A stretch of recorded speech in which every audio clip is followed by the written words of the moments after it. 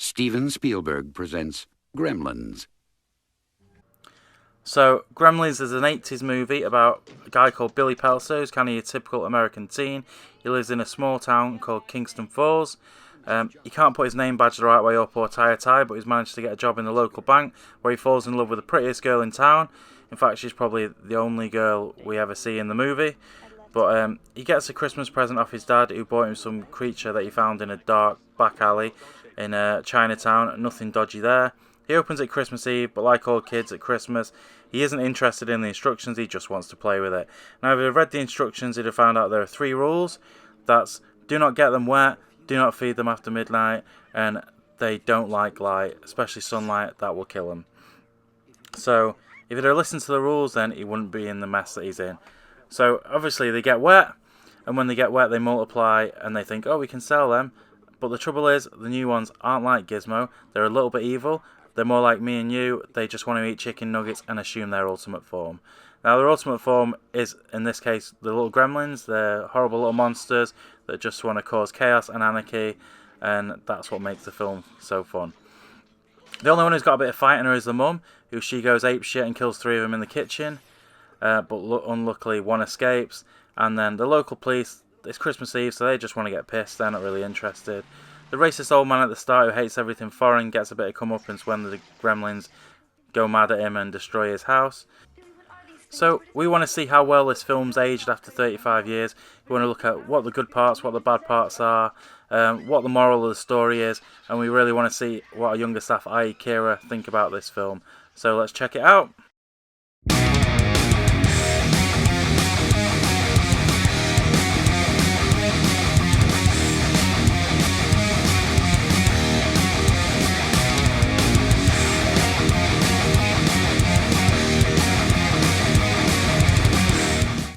So, quick disclaimer, Gremlins is basically one of my favourite films of all time. I collect all sorts from toys to cards to stickers to posters. So I love it, but I kind of want to know what everyone else thinks. Gremlins. You gotta watch out for the foreigners because they plant gremlins in their machinery. That's the same gremlins brought down our planes in the big one. Hey everyone, it's Andy from Cafe at the End of the Universe, and it's Keira. Yeah, so basically today we're talking about Gremlins. So we're going to be giving our kind of retro movie review. So, yeah, Gremlins, you watched it? Yeah. Yeah. Really enjoyed it. Yeah, that's a good start. Yeah. Okay, so basically we'll talk a little bit about the plot to begin with. So, what kind of talk us through the plot a bit?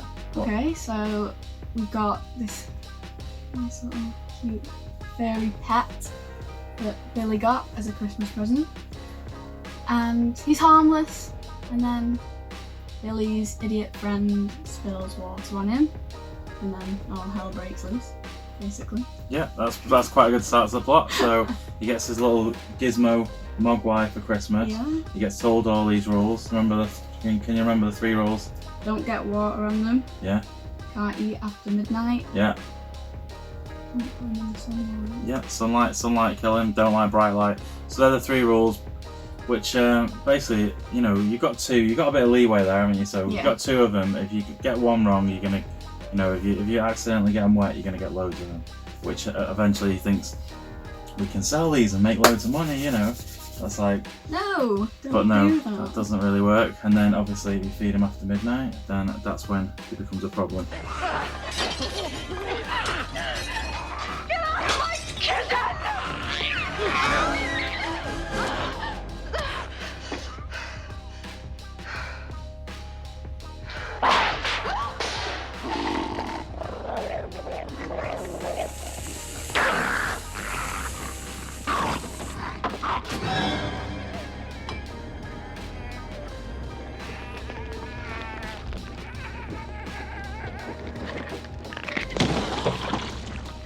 Right, let's talk about one of my favourite scenes ever, which basically, when they finally hatch and they become these gremlins, they go down into the kitchen. So there's a big chaos in the kitchen, and what happens in that bit? Well, Mother puts them in the microwave and kills them. She does, yeah. One goes in the microwave, which do you think that's a bit harsh? Yeah, they are babies. They've just been hatched. Like, if you think about it, newborns are like, well, not newborns, but babies in general, they can misbehave, but doesn't mean you put them in the microwave and kill them. Okay, so that's basically what you took from Gremlins, is like, don't microwave babies. I mean, if you're gonna take one thing, I guess that's a good thing to take. So yeah, I guess she was kind of wrong to microwave the babies without even listening to what they had to say, and like knife one to death and stick the other one in the, you know, the orange blender juicer thing. So that was a pretty mean start. But once you've gone that, and then he cut the other one, you know, the head of the other one off when they're, you know, when she's fighting it in the Christmas tree. So right, we're 4 down, they're all gone. So there's only one left. Stripe, the main evil one. So then he escapes. Now you might as well kill him. You killed the other 4, haven't you? Yeah. So whatever your moral dilemma about killing babies is, then you've pretty much got to get Stripe, haven't you? So they head after Stripe, and then what happens? Well, he's a sneaky one, so yeah, he sneaks off. Okay, so he sneaks off, heads straight to some water, doesn't he? Because that's what he's gonna do. Jumps into the water, multiplies. So there's millions of gremlins now. That's pretty much game over, isn't it? Because once you've got loads of gremlins, then what can you do? Hide. Yeah, exactly. There's just too many of them. They're gonna overrun. So gremlins everywhere. Then how did they end up stopping them? In the bar.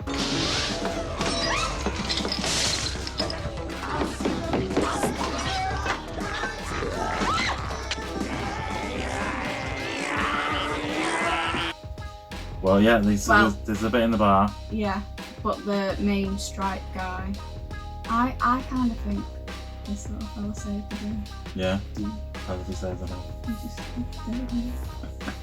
You just want one of them, don't you? Okay, so basically they all head to the cinema in the end, don't they? Because they want to watch Snow White. Because, you know, who wouldn't want to see Snow White at the cinema?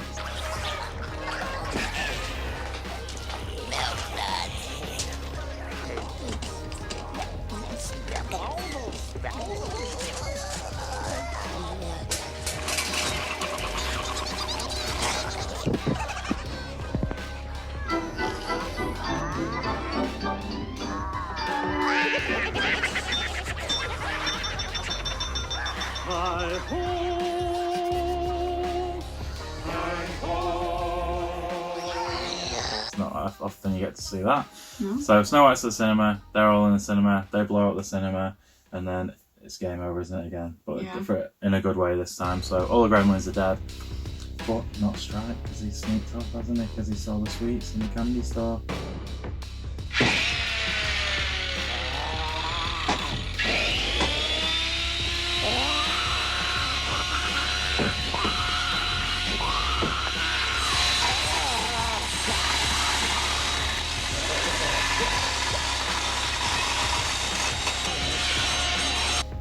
So then they have to chase him into the candy store, and then Gizmo gets his little toy car. Yeah, and he swings at the end to let the light in, and he kills him, and that's it. Game over.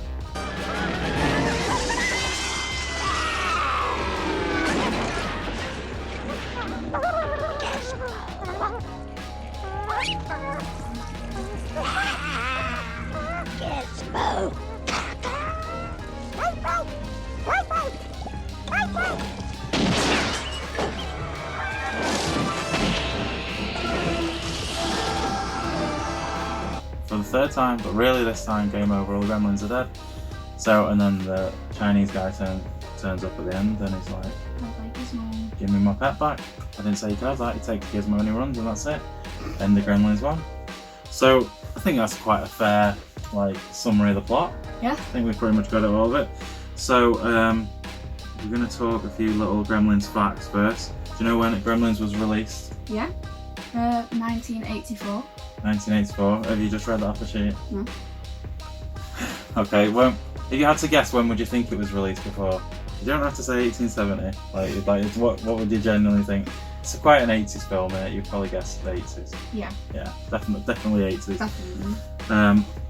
Okay, so other Gremlins facts. It was filmed at Universal Studios lot, where they filmed Back to the Future. So the town's the same as Hill Valley. The cinema's the same as the one in Back to the Future.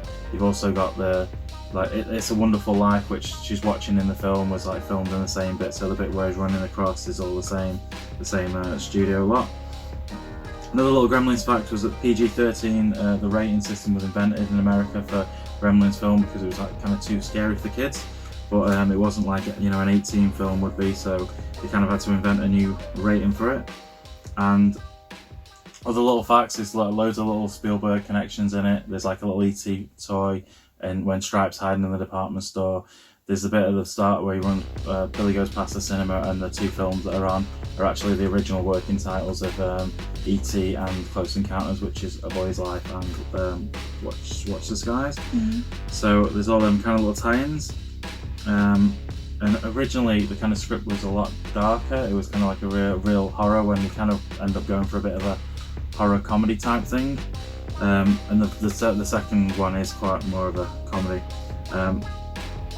So we're going to talk a little bit about what we liked about it, what we didn't like. So first of all, what did you like about the film? Gizmo. Yes. What do you like about Gizmo so much? Everything. It's just so sweet and cute. He is cute. Yeah. So you basically have a Gizmo, you have a Gizmo. Yeah. Okay, but would you manage to not keep him wet or not feed him after midnight? Mm-hmm. I'm very responsible. I reckon he'd be wet within 12 hours. So now you've got loads of mogwais in your room, living in there. So how would you stop them from eating? Because they're going to eat like something you've left, like a half-eaten halloumi burger, aren't they, or something? Maybe. So how are we going to stop them from being gremlins? Well, I'll have loads of locks on my door. Okay.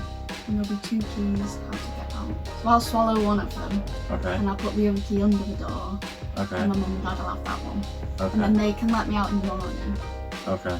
And then we'll just keep making those keys, so that'll repeat, so I'll just have a belly full of keys. Okay, that's taken a bit of a weird twist. So basically, now what we've said is you've become a prisoner in your own home, in your bedroom, with a load of mogwai, and you're living off keys basically. You're just eating keys all the time. Yeah. Why do you need to eat a key every day? That's what I don't get about the situation. So they can't unlock the door. You can't unlock it anyway. The more keys you've got, it's the more chance to, for them to get out. One key would have been better in this scenario. Yeah. Well, there's one key. No, there's 2 keys. Okay. I swallow one of them. Yeah. And then the other one goes to my mum and dad. Yeah. So then I'll take that one back in the morning, and then we'll make another key, so I swallow that key that I get back and give the other key to them. Okay, so there's only 2 keys ever. So you're changing the lock every day, is that what's happening, or are you just putting an extra lock on? I think we'll put an extra lock on. Okay. So by the end of it, we're on like day 72, and you're in a room which has got 72 locks on. You've eaten 72 keys, and you're dead from like metal poisoning, and the mogwais are feasting on you. It didn't turn out so good, this, did it? It was worth trying.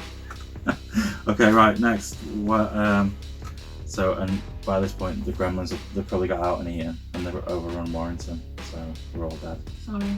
Okay, never mind. What did you not like about the film? Right, and the fact that she killed them. She killed the little babies. Killed the baby Gremlins? Yeah. Okay, I think she had to. I think they were coming to kill her, so... She could have listened. Even if like newborn babies like crept up on you and tried to kill you, then I think you're justified defending yourself. Even if they're newborn babies. Strap them down. Okay, so obviously it's like, let's say it's a real famous 80s film. First of all, do you think we should remake it or make a sequel? I think we should remake it. So just a definite remake, not like a sequel. We could bring back like old Billy now. Have like an older Billy and that character could come back, or do you think it should just be Oh yeah, I think we remake? could do both. Yeah? So if they did a remake, how do you think it would be different? What should they do differently? Not do anything differently, just like obviously use better equipment, because in the 1870s anyway. No, in the 1870s, so No. we can actually afford like real cameras and... Yeah. So it's better quality, which will make it more realistic, and you're not just sitting there thinking, what am I watching? Okay, so do you think that they should still use like puppets though, or should they use CGI? Yeah, keep it original like that. Like, Yeah. I like that idea, let's keep it. Definitely keep the puppets. So Yeah. if we can keep the puppets and throw in a bit of CGI as well, then it would be amazing. But we just kind of watched the Dark Crystal trailer, didn't we? So that was my example of how we could still use puppets and it can still look amazing. So I think if they did something like that, Do you think it should be like more a comedy or a horror? What should we go Horror. for? Flat out horror. Do you like a horror? If they do make like a Gremlins, like a remake of Gremlins, I want to see like a proper horror film. Yeah. I want to see like it to be really scary. I want to see the Gremlins to be really vicious. Like in the original script, basically, when she kills the baby Gremlins, that doesn't happen. As in the baby Gremlins kill her. Yeah. And her head comes rolling down the stairs, Yeah. like they decapitate her. And they put it in the microwave. There you go. As well. So that's more fun. If we're gonna do it horror, then we want to see her, like, you know, people getting killed, people getting decapitated, heads going in microwaves. I want to be scared to go to my room. That's how scary I want it to be. Yeah, with all your locks and your millions of keys. Yes. Okay. So I think that's pretty much it. Is there anything else you want to say about Gremlins? It's weird. It's a weird film. Why is it weird? It's just weird. You can't explain why it's weird. It's just weird. Okay, it's kind of weird, I guess. And there's not really anything like it, is there? It's quite a... Is there any other film you can think that's like Gremlins? No. Quite an original idea, isn't it? Yeah. Like you see films and like you can name like a film and then there's like 20 different films that are the same as that. Whereas Gremlins is pretty much very unique. Yeah. Okay, so if we were to rate Gremlins out of 10, what would we give it? 10.5. 10.5. That's way better than I thought you were going to give it. That's really good. Okay, I'm going to give it 100 out of 10 because it's the best film ever. It's my favourite, so yeah, that's pretty much our little retro Gremlins review. So make sure you like this video, make sure you subscribe to our page. We've got loads more cool videos coming soon. If you want to know how to make chicken wings, we've got a video on that. If you want to see how, you know, little reviews of other burgers and stuff, we got that. So check out all our other things and we'll see you soon. Bye. Bye. Bye, Gizmo.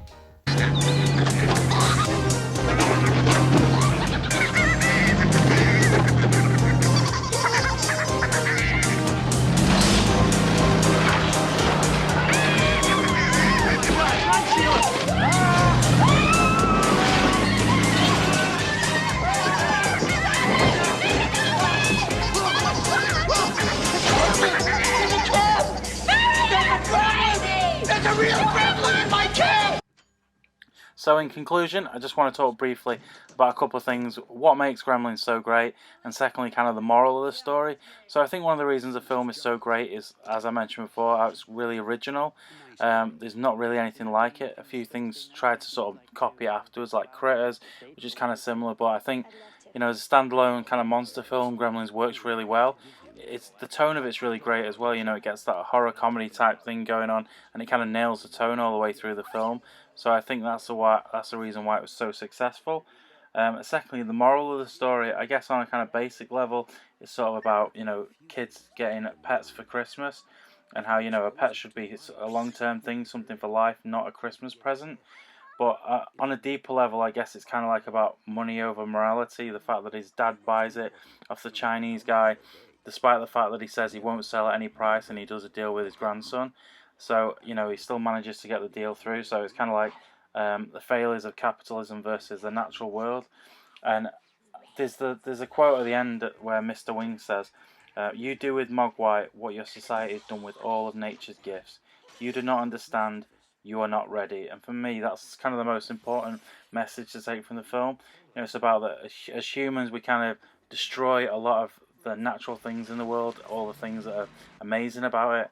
So I think if there's one kind of moral lesson to take from the film, it's that let's be better people and let's not turn everything to shit.